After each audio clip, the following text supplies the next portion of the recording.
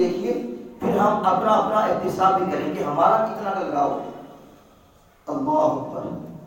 اللہ تعالیٰ اپنی نارائ کتاب کے اندر فرماتا ہے والذین یبیتون لربہم سجدا وقیاما، اور جو لوگ اپنے پروردگار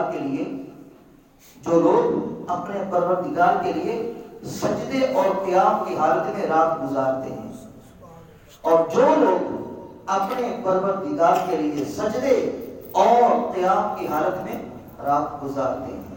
دوسرے مقام پہ فرمایا تتجافی جنوبہم عن المضاجع یدعون ربہم خوفا وطمعا۔ وہ اللہ والے، ان میں صحابہ کرام بھی ہیں، تابعین بھی ہیں، اولیاء اللہ بھی ہیں، وہ اللہ والے ان کے پہلو بستروں سے الگ رہتے ہیں، ہمارے پہلو بستروں سے جڑے رہتے ہیں، ان کے پہلو بستروں سے الگ رہتے ہیں، اور وہ خوف و امید کی میری جڑی کیفیت میں اپنے رب کو پکارتے ہیں۔ راتوں کی تنہائی میں ہم محو خواب ہوتے ہیں، ہم خواب خرگوش کے مزے لوٹ رہے ہوتے ہیں، اور اللہ والے اپنا سر سجدے میں رکھ کے اس سے جناب راز و نیاز کی باتیں کر رہے ہوتے ہیں۔ اللہ اکبر۔ ابو داؤد شریف کے حدیث پاک کے اندر یہ سرکار کا فرمان موجود ہے، جس طرح حضور نبی کریم صلی اللہ تعالیٰ علیہ وآلہ وسلم راتوں کو کثرت نوافل کیا کرتے تھے، راتوں کو کثرت سے نمازیں پڑھا کرتے تھے، اسی طرح آپ کے صحابہ کرام کا بھی معمول تھا۔ جس طرح میرے اور آپ کے آقا مولا کے پاؤں مبارک سو جاتے عبادت کر کر کے، طویل قیام کر کر کے، یہی حال صحابہ کرام کا تھا، یہی حال صحابہ کرام کا تھا۔ راتوں کو اتنی نمازیں صحابہ کرام پڑھتے، پاؤں مبارک متورم ہو جاتے، پاؤں پر ورم آ جاتا۔ اللہ اکبر۔ حضرت صدیق اکبر رضی اللہ تعالی عنہ آپ کی سوز و گدا سے بھری نماز کو دیکھ کر قریش مکہ کے بیوی بچے آپ کے گرد جمع ہو جاتے۔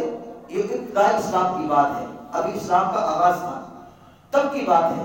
تو قریش مکہ کے بیوی بچے آپ کے گرد جمع ہو جاتے اور آپ کی تلاوت سنتے، تو قریش مکہ کو خطرہ لاحق ہوتا کہ کہیں ہمارے بیوی بچے آپ کی نماز سے متاثر ہو کر، آپ کی تلاوت سے متاثر ہو کے مسلمان نہ ہو جائیں۔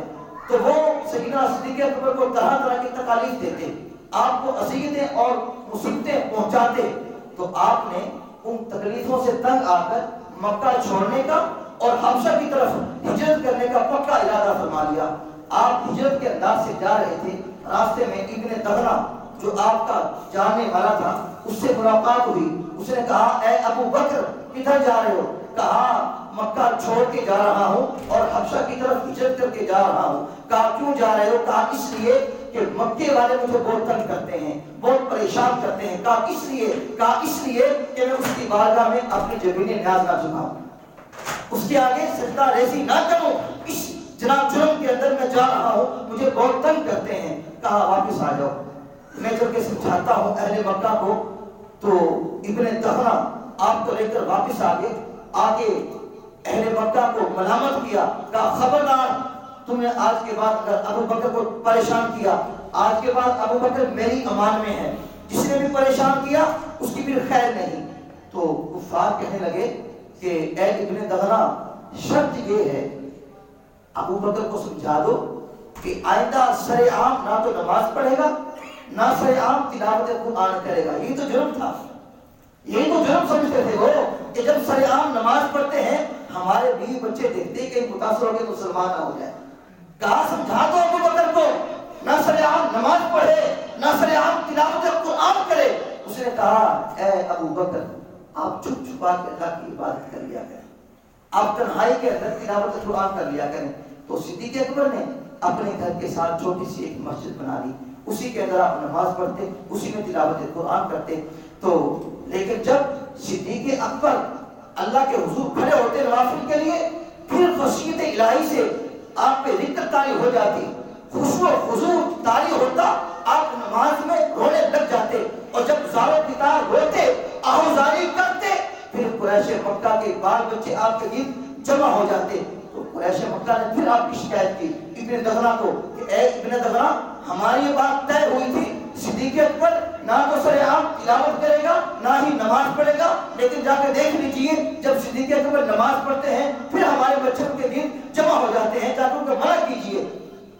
ابن دغنہ نے آپ کو سمجھانا چاہا، اے ابو بکر آپ ذرا تنہائی کے اندر نماز پڑھ لیا کریں، اب ذرا سنیے، دل پہ ہاتھ رکھ کے سنیے۔ ابو بکر صدیق نے کہا، اے ابن دغنہ تم میری حفاظت سے بری ذمہ ہو جاؤ، اے ابن دغنہ تم میری حفاظت سے بری ذمہ ہو جاؤ، کیونکہ میں اپنے رب کے حضور حاضر ہونے سے رک نہیں سکتا، نہ میں تلاوت قرآن سے رک سکتا ہوں، نہ میں اپنے رب کے حضور حاضر دینے سے رک سکتا ہوں، البتہ آپ مجھ سے بری ذمہ ہو جائیں تاکہ آئندہ آپ کو کفار مکہ میرے بارے میں کم از کم ملامت نہ کریں، آپ میرے بارے میں کبھی پریشان نہ ہوں، اس لیے آپ میرے بارے میں بری ذمہ ہو جائیں۔ یہ ہے صحابہ کی نماز۔